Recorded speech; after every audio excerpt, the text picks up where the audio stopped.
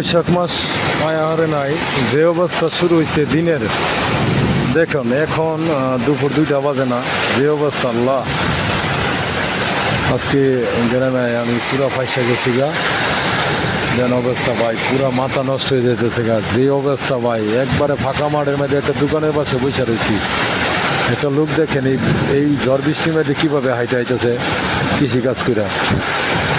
দেন জ্বর, কি পরিমাণ জ্বর হইতেছে দেন আল্লাহ। লা ইলাহা ইল্লা আনতা সুবহানাকা ইন্নী কুনতু মিনাজ জালিমিন, লা ইলাহা ইল্লা আনতা সুবহানাকা ইন্নী কুনতু মিনাজ জালিমিন, লা ইলাহা ইল্লা আনতা সুবহানাকা ইন্নী কুনতু মিনাজ জালিমিন। কি পরিমাণ জ্বর হইতেছে আল্লাহ।